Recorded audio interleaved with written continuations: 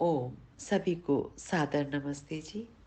आइए प्रातःकालीन वेला में परमपिता परमेश्वर को श्रद्धा और समर्पण के साथ स्मरण करें, नमन करें।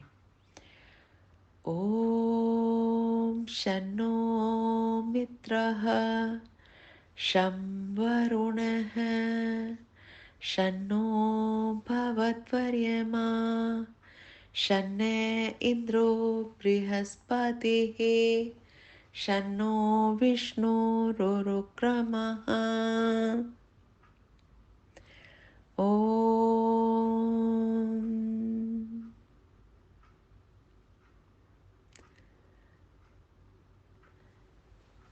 आज ऋग्वेद का स्वाध्याय प्रथम मंडल 47वां सूक्त और 8वां मंत्र और 10वां मंत्र। मंत्र पाठ।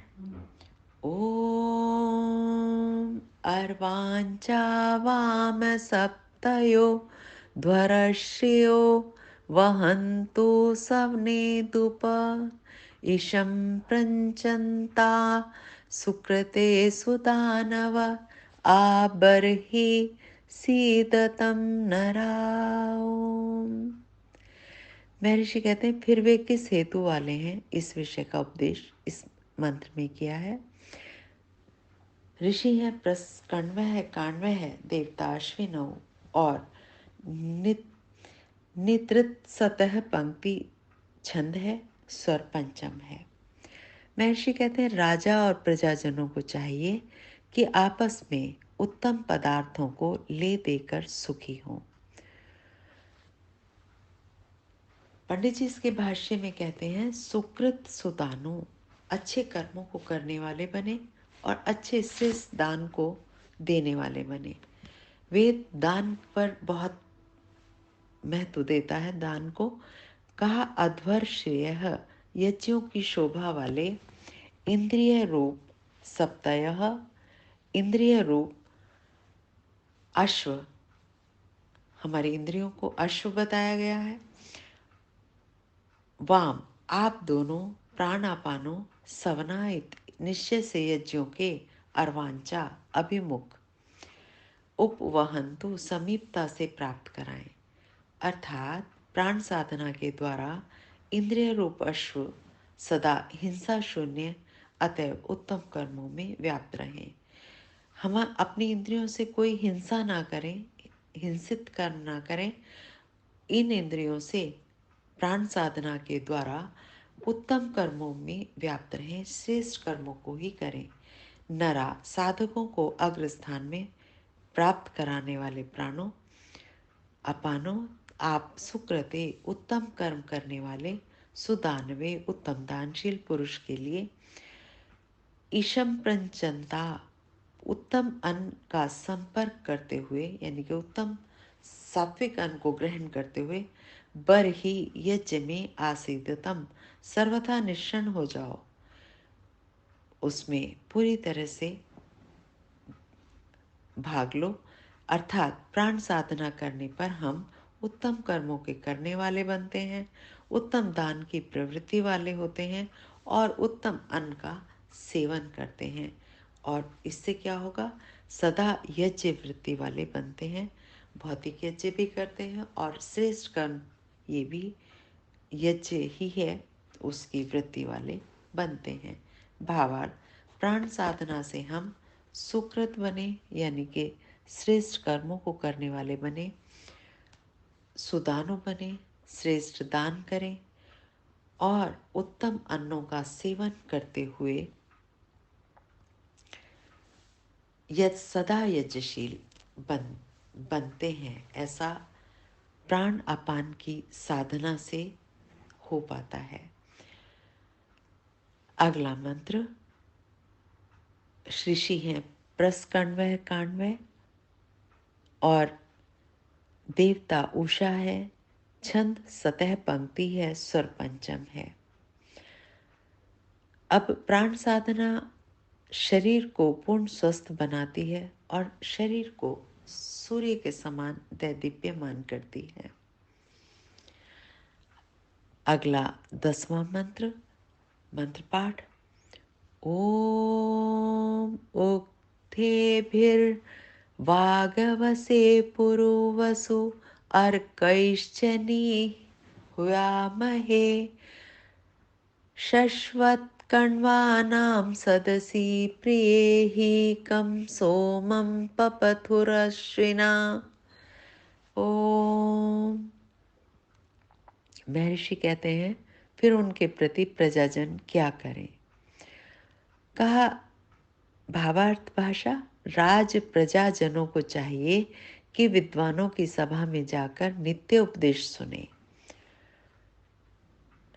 आगे जिससे सब करने और न करने योग्य विषयों का बोध हो, ऐसा ज्ञान हो कि किन विषयों को हमें करना है और किन को नहीं करना है। आगे कहा, यहाँ राजा और प्रजा के धर्म का वर्णन होने से इस सूक्तार्थ की पूर्व सूक्तार्थ के साथ संगति जाननी चाहिए। यहाँ ये वर्ग समाप्त हुआ, 47वां सूक्त भी समाप्त हुआ।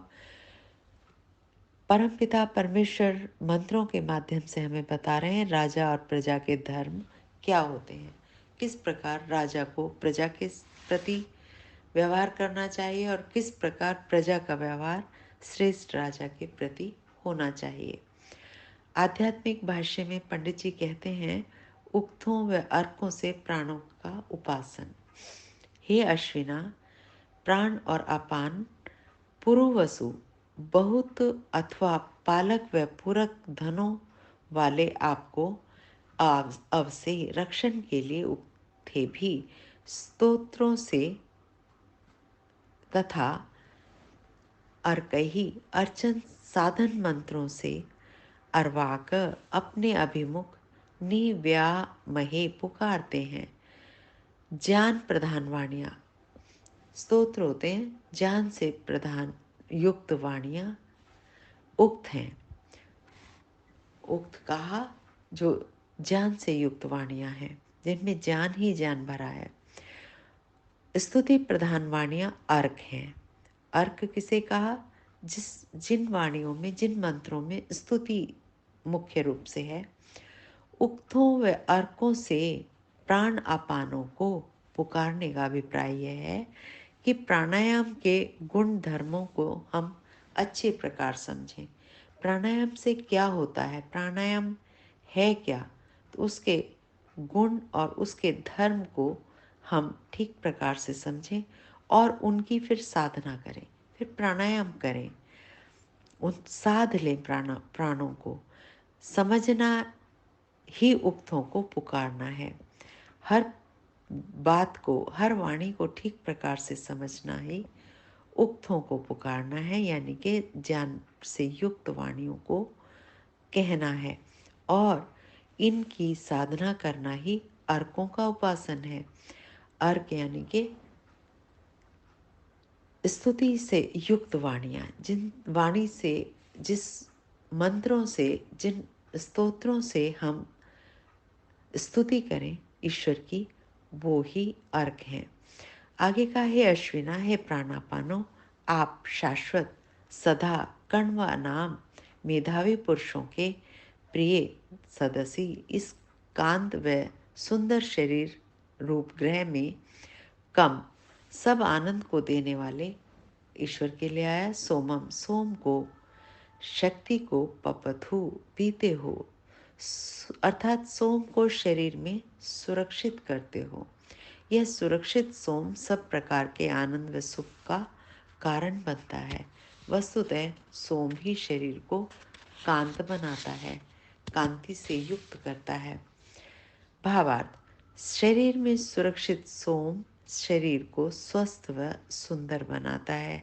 और सोम कैसे सुरक्षित होता है? प्राणायाम से। विशेष सूक्त का प्रारंभ इन शब्दों से हुआ है कि सुरक्षित सोम जीवन को अत्यंत मधुर बनाता है। मंत्र संख्या 1 में ये बताया गया था, प्राण साधना से ही शरीर सुंदर आकृति का बनता है। मंत्र संख्या 2 थी, ये प्राण अपान जीवन में रित का वर्धन करते हैं, अर्थात सत्य का वर्धन करते हैं, मंत्र संख्या 3 थी, इस प्राण साधना से ही हम बुद्धिमान, शक्ति संपन्न व प्रकाशमय जीवन वाले होते हैं। मंत्र संख्या 4 थी, प्राण अपान ही हमें सब शुभों को प्राप्त कराते हैं। जितने भी शुभ हैं वो हमें मिलते हैं। मंत्र संख्या 5 थी, उन्हीं से मन प्रसाद व मस्तिष्क को प्रकाश प्राप्त होता है, अर्थात मन प्रसन्न रहता है और मस्तिष्क ज्ञान से युक्त होता है। मंत्र संख्या 6 में ये हमने जाना था, अतः हमें सूर्योदय के साथ ही प्राण साधना आरंभ करनी चाहिए। मंत्र संख्या 7 थी, इस साधना से हम सुकृत व सुदानु बनते हैं। मंत्र संख्या 8, सूर्य के समान दीप्त शरीर रूप रथ वाले होते हैं, यानी कि शरीर हमारा सूर्य के समान चमक उठता है। मंत्र संख्या 9 थी, अतः हम उक्तों से प्राण अपान के गुण धर्मों को जाने तथा अर्कों से प्राण उपासना में प्रवृत्त हों। मंत्र संख्या 10 में हमने ये जाना था कि और इन 10 मंत्रों के साथ ये 47वां सूक्त समाप्त हो रहा है। ऐसा करने पर उषा हमारे अंधकारों को दूर करने वाली होगी, हर प्रातः हमारे अज्ञान को दूर करेगी और हम ज्ञान से युक्त होते जाएंगे। इसके साथ ही ये सूक्त समाप्त हुआ। इन मंत्रों के अपने जीवन में उतारें, प्राणायाम करें, ईश्वर को स्मरण करें, स्तुति वाणियों का वंदन से ईश्वर का वंदन करें, ज्ञान से युक्त वाणियों को, वेद वाणियों को हम जानें, उक्त और अर्क का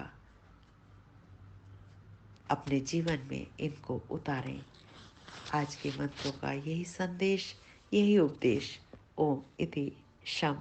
नमस्ते जी, धन्यवाद। कल फिर मिलते हैं कुछ नई वेदवाणियों के साथ, कुछ नए उक्तों के साथ, नए अर्कों के साथ। ओम इति शम। नमस्ते जी, धन्यवाद।